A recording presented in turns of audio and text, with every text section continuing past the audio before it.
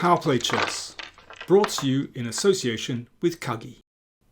At the halfway stage of the candidates tournament, Jan Nepomniachtchi led the field with 4.5. 3 players just behind him, Gukesh, Caruana and Praggnanandhaa. Now we go into round 8, and the game I'd like to look at is between Vidit Gujrathi and Domraju Gukesh.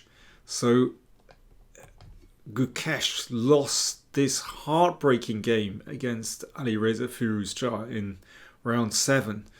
Played a wonderful game and just blew it at the end. Vidit, well, he's having an up and down tournament as well. So how would the players react? Let's have a look. Vidit with white. And it's a Gioco Piano. Well, I think that suits Vidit's kind of steady strategic style. Knight f6 and d3.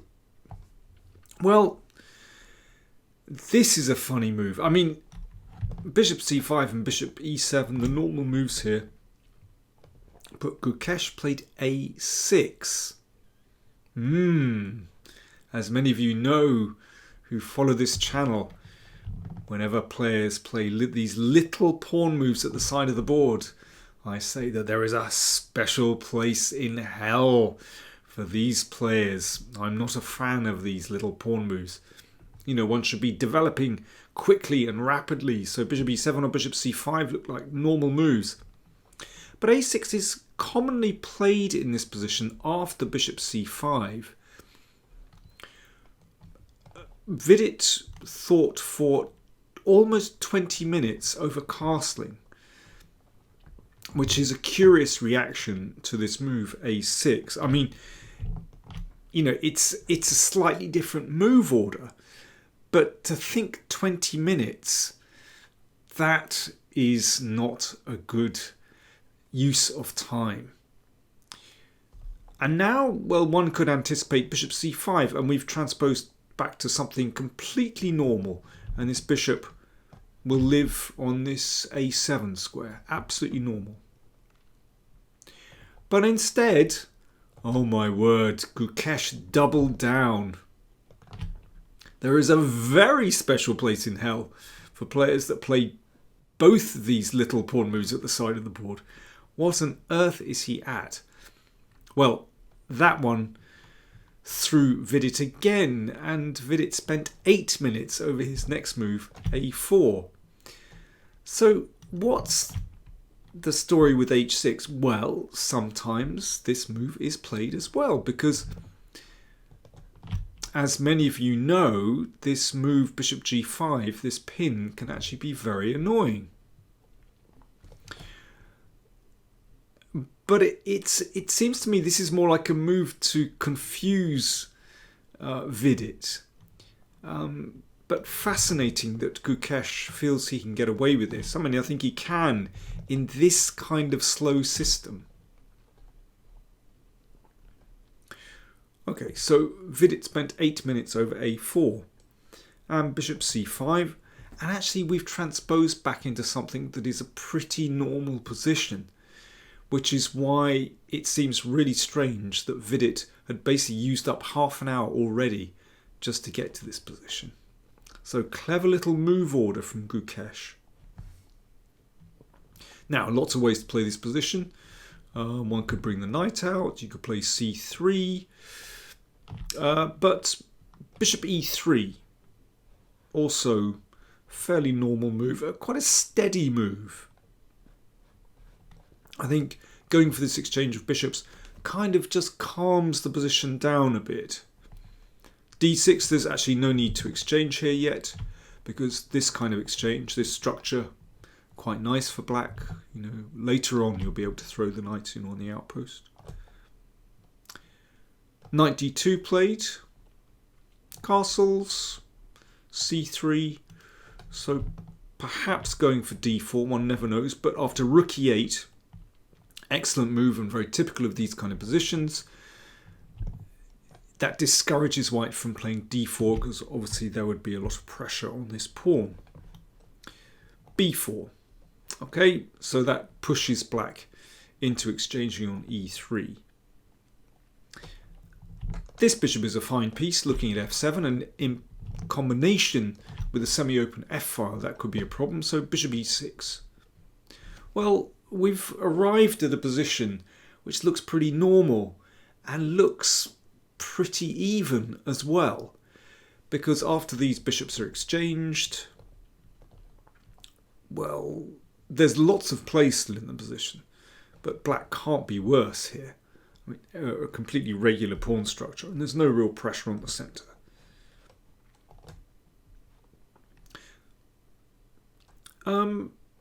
I mean, I think if, white could exchange here and maybe play queen b3 or queen c2, something like this, it looks about equal.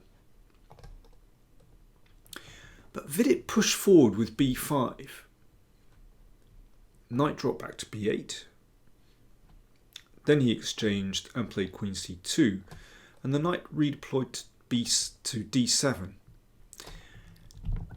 And this pawn on b5 just looks a bit funny because it cedes the c5 square to the knight. It also means that black can perhaps choose at some point to exchange on b5 and open up the a file. That's not significant at the moment, but it could be if the rook moves away.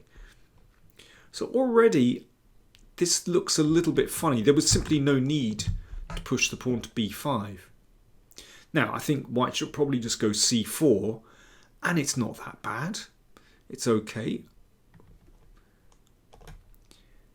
But Vidit quite quickly played d4. I think this is the problem if you consume a lot of time early on in the game, then you start to rush decisions a little bit later on.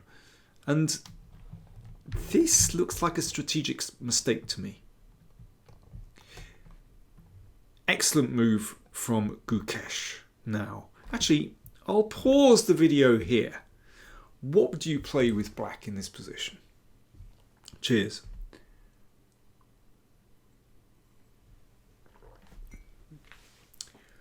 So here we go, black to play. Well, there's certainly no need to react in the middle. You don't want to straighten out white's pawns. Queen e8, though, is an excellent move. So keeping a solid structure and just lining up pieces on that e4 pawn, so that now there is some kind of threat to take here and to take here. And white's problem is that you don't really want to release the tension. If you play d5, then you can see the knight can hop in here, and that looks at these two pawns. If you exchange here, that's a really ugly move, because white is left with those isolated pawns, doubled isolated pawns. Dreadful. So that's why Vidit played rook e1, but it's not really where you want the rook.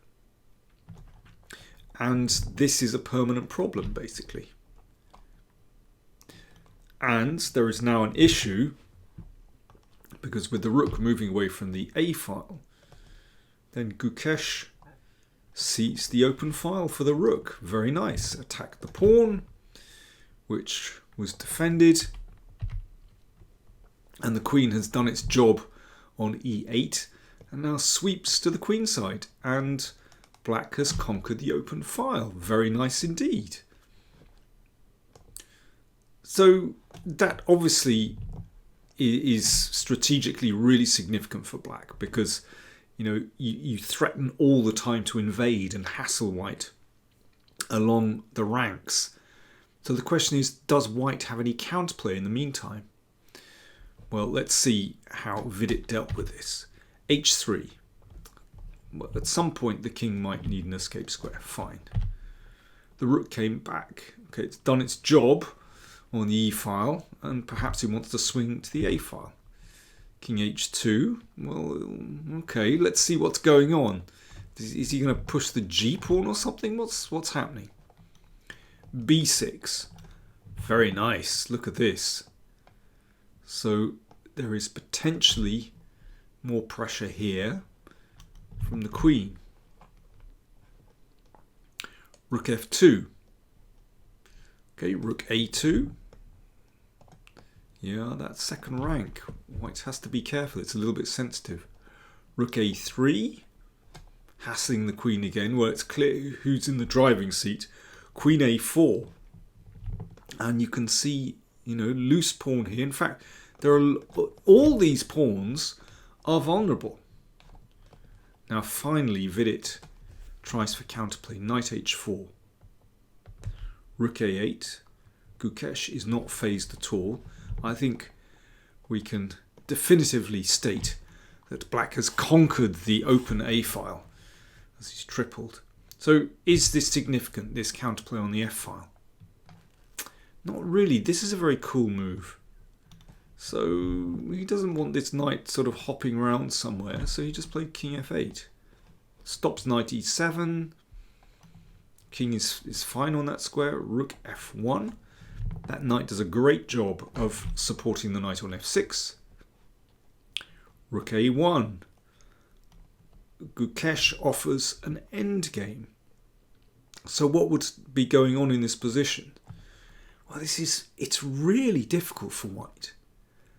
Because this rook, once again, can hassle these pawns. That e-pawn is permanently weak. You can't support it with another pawn.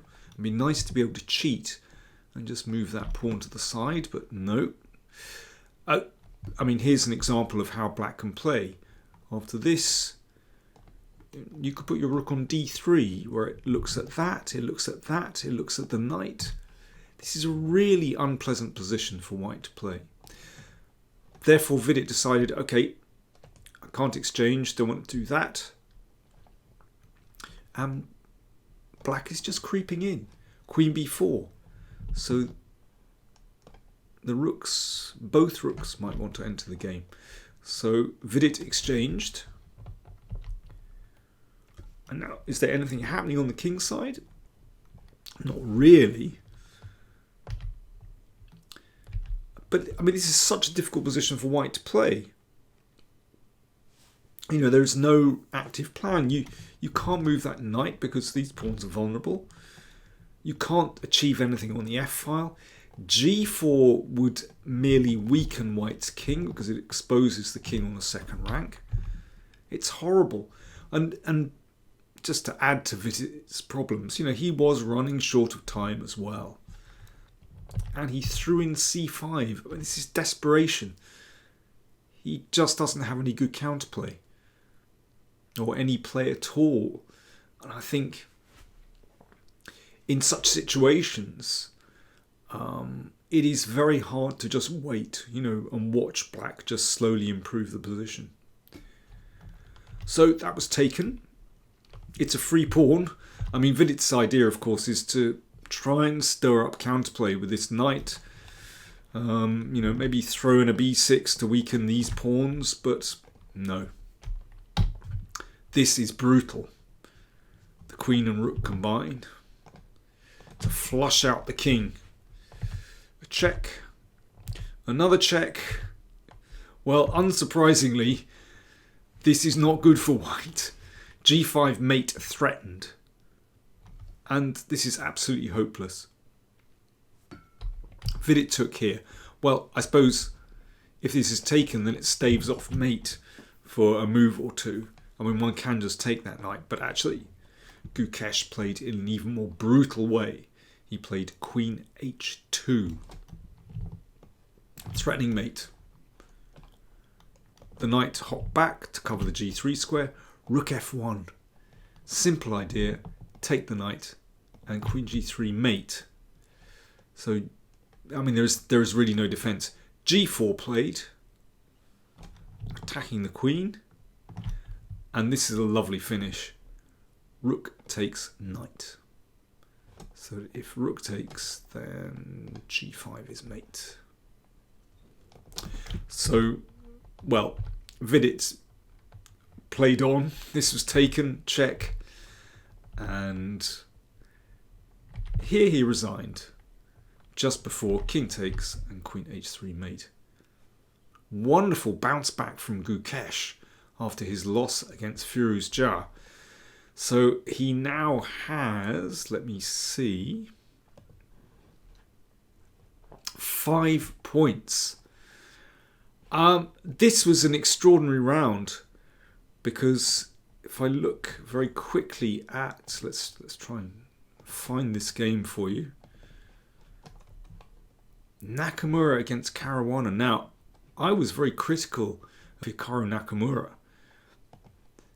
and his play in the first half of the tournament, but this is what he did to Fabiano Caruana. I mean, round about here it's probably even, but somehow Caruana just went backwards and Hikaru's pieces look really nice now. They're going forwards. The queen comes forward and now, I mean, it's already very difficult, but a fatal blunder from Caruana. And knight d5, that was the final move. If that's taken, queen f8 is mate. The bishop covers h7. A shocking collapse. And Fabiano just struggles against Nakamura with black at the moment. You might recall he lost in the FIDE Grand Swiss, where he also collapsed actually. So Hikaru bounces back and he's just over the 50%. He's on +1 now. Now, I'm recording this as there is still one game to finish. And that is the game between Yan Nepomniachtchi and Nijat Abbasov. I'm just looking here, seeing what is going on actually.